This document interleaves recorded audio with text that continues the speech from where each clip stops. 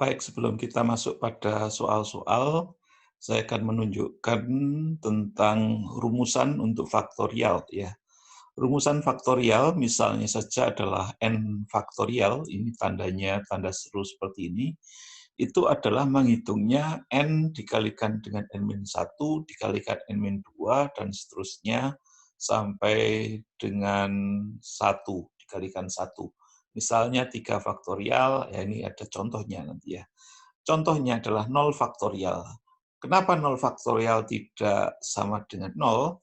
0 faktorial itu memang didefinisikan sama dengan 1. Kenapa 0 faktorial bukan sama dengan 0?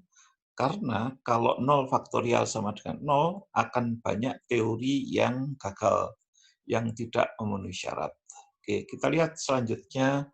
1 faktorial adalah 1, kemudian 2 faktorial adalah 2, yaitu 2 dikalikan 1, 3 faktorial adalah 6, yaitu 3 dikalikan 2 dikalikan 1.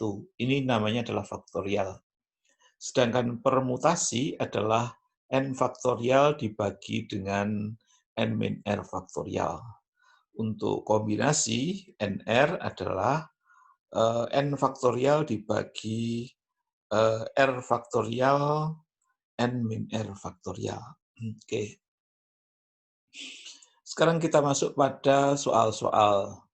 Yang pertama adalah koin dilempar sebanyak 3 kali. Bagaimana ruang sampelnya?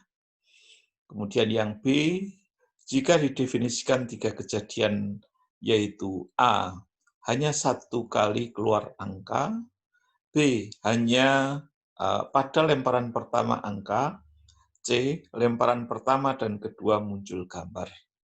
Tulislah anggota dari A, B, C. Buatlah diagram Venn. Yang C, carilah nilai probabilitas dari A, B, dan C. Yang D, carilah nilai probabilitas dari probabilitas A union B, probabilitas A irisan C, probabilitas B komplement, dan probabilitas A union B komplement. Yang pertama adalah tentang bagaimana ruang sampelnya. Untuk menentukan ruang sampel, kita akan melihat dulu bahwa melemparkan koin, ya. Melemparkan koin itu mukanya ada 2, yaitu kita anggap sebagai angka dan gambar, ya. Angka dan gambar. Karena koin itu dilempar 3 kali, maka nanti akan ada 3 digit sebagai ruang sampelnya, yaitu seperti ini. Ini ruang sampel dapat ditulis seperti ini atau ditulis seperti omega seperti ini. Berarti ruang sampelnya adalah AAA, artinya lemparan pertama muncul angka, lemparan kedua muncul angka, lemparan ketiga muncul angka. Demikian juga yang elemen yang kedua, yaitu lemparan pertama muncul angka, lemparan kedua muncul angka, lemparan ketiga muncul gambar. Elemen ketiga, lemparan pertama angka, lemparan kedua gambar, lemparan ketiga angka. Elemen yang keempat, lemparan pertama gambar, lemparan kedua angka, lemparan ketiga angka. Elemen yang kelima, pertama dan kedua gambar, yang ketiga angka. Elemen yang keenam, gambar, angka, gambar. Elemen yang ketujuh, angka, gambar, gambar. Elemen yang kedelapan, gambar, gambar, gambar. Ya. Di sini sudah tidak ada elemen lagi yang bisa dituliskan, yang berbeda dengan elemen-elemen ini. Artinya bahwa ini sudah merupakan ruang sampel, karena sudah komplit. Elemen-elemennya adalah ini. Ya. Ada 8 elemen. Tadi dikatakan 8. Kok bisa tahu menjadi 8 elemen? Yaitu 2 pangkat 3. 2 itu adalah sisi koin ada 2, dilemparkan 3 kali, berarti dipangkatkan 3. Seperti itu. Ya.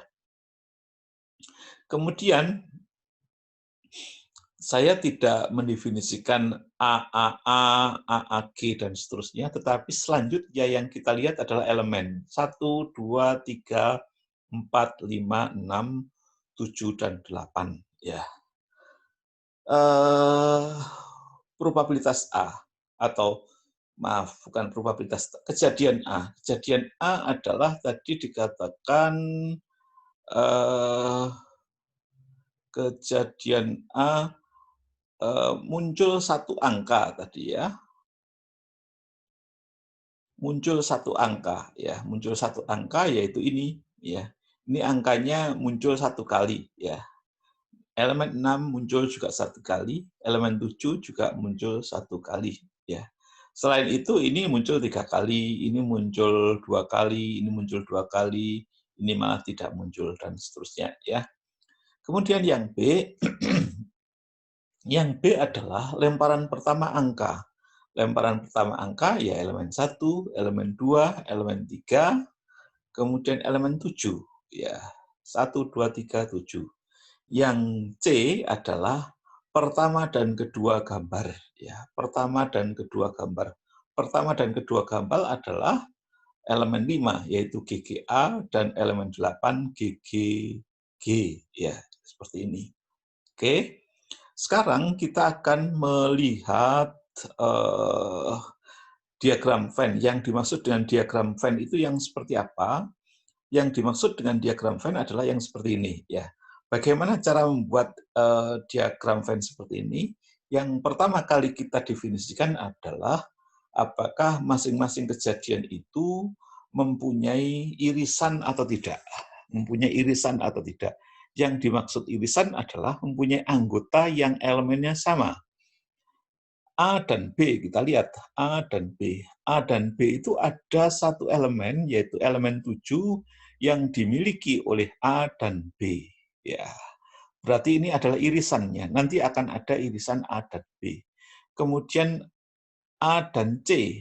A dan C ada satu elemen, yaitu elemen 5 yang juga merupakan anggota A, juga merupakan anggota C. Ya. Kemudian B dan C. B dan C kami lihat tidak ada elemen yang sama.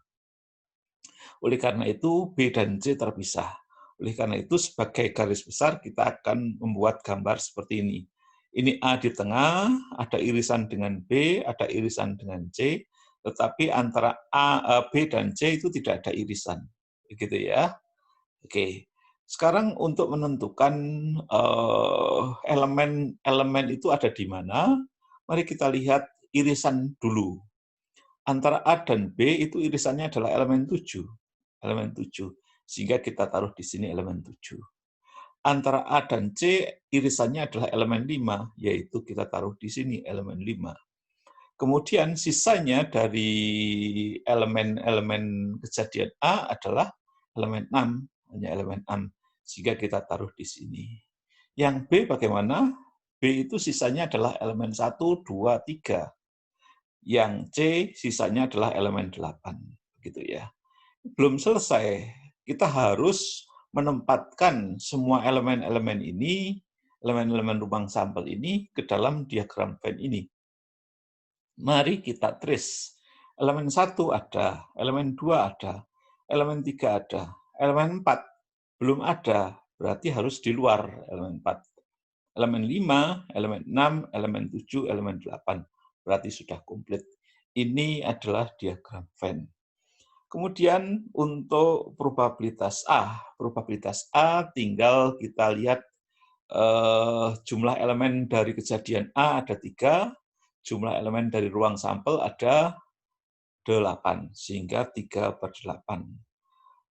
Probabilitas B jumlah elemen dari kejadian B ada 4, jumlah elemen anggota ruang sampel ada 8, berarti 4/8. Probabilitas C 2/8, ini ada 2/8. Oke. Bagaimana probabilitas A union B? A union B adalah rumusannya probabilitas A ditambah probabilitas B dikurangi probabilitas A irisan B. Sekali lagi, untuk menentukan atau menuliskan irisan, cukup kita menuliskan A, B, itu artinya A irisan B. Probabilitas A 3/8. Probabilitas B 4/8. Probabilitas A irisan B karena hanya satu elemen yang termasuk irisan A dan B berarti 1/8. Sehingga kita dapatkan 6/8. 3/8 ditambah 4/8 dikurangi 1/8. A irisan C jelas ini hanya satu elemen yaitu elemen 5, 1/8. B komplement. B komplement itu bukan B. Bukan B berarti 1 dikurangi B. Ya. 1 dikurangi probabilitas B. 1 dikurangi probabilitas B yaitu 4/8, yaitu 4/8. Begitu. Ini untuk soal yang pertama. Oke, soal yang kedua. 2 buah dadu dilempar. Bagaimana ruang sampelnya? Yang B, berapa probabilitas jumlahan dadu yang muncul adalah 2? Berapa probabilitas jumlahan dadu yang muncul adalah 3? Berapa probabilitas jumlahan dadu yang muncul adalah 4? Yang E, berapa probabilitas jumlahan dadu yang muncul lebih dari 2? Ya. Elemen ruang sampelnya adalah seperti ini. Misalnya kita definisikan dadu itu adalah merah dan putih, ya berarti seperti ini. Ini ruang sampelnya, elemen ruang sampelnya ada 36 ya, ada 36 seperti ini ya. Kemudian yang B, kalau misalnya kita mendefinisikan D adalah jumlah dadu, berarti probabilitas D sama dengan 2 adalah 1/6. Kenapa 1/6? Karena jumlah dadu yang nilainya 2 itu hanya terjadi satu kali, yaitu pada saat dadu merah muncul 1, dadu putih muncul 1. Ya. Kalau D sama dengan 3, itu 2/36. Karena D sama dengan 3 itu berasal dari ini. 1, 2, dan 2, 1. Ya, begitu. Kemudian D sama dengan 4, itu 3 per 36. 3/36 itu berasal dari mana? 4 itu berasal dari 1, 3, 2, 2, atau 3, 1. Ya, begitu. Kemudian probabilitas D lebih besar dari 2. D itu nilainya paling kecil adalah 2, karena ada 2 dadu, paling kecil adalah nilainya 1 dan 1. Ya. Oleh karena itu, D lebih besar dari 2 itu adalah dapat dituliskan bahwa 1 dikurangi probabilitas D sama dengan 2. Probabilitas D sama dengan 2 tadi sudah dihitung, nilainya adalah 1/36, yaitu 35/36. Tuh ya. Kemudian yang ketiga, sebuah kode terdiri dari 5 digit, yaitu 2 digit pertama huruf dan 3 maksudnya ini adalah 3 digit berikutnya adalah angka. Ini 3 digit berikutnya adalah angka ya. Yang pertama, berapa kemungkinan kode yang dapat dibentuk? B, ulangi. A, jika huruf dan angka dalam satu kode harus berbeda. C, berapa probabilitas dipilih satu kode secara acak dan yang terpilih adalah kode dengan huruf depan A. Ya, seperti itu. Oke. Kode dengan huruf depan A. Oke. Berapa kemungkinan kode yang dapat dibentuk? Kemungkinan kode yang dapat dibentuk kalau boleh ada huruf dan angka yang kembar, maka kita memakai pangkat atau perkalian ya.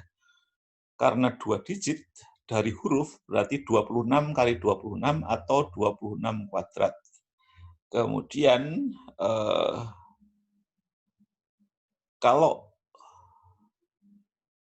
kalau hurufnya, angkanya ada 3, berarti angka itu kan 0 sampai dengan 9, berarti ada 10, berarti 10 pangkat 3. Ini jumlahnya adalah 26 pangkat 2 dikalikan 10 pangkat 3.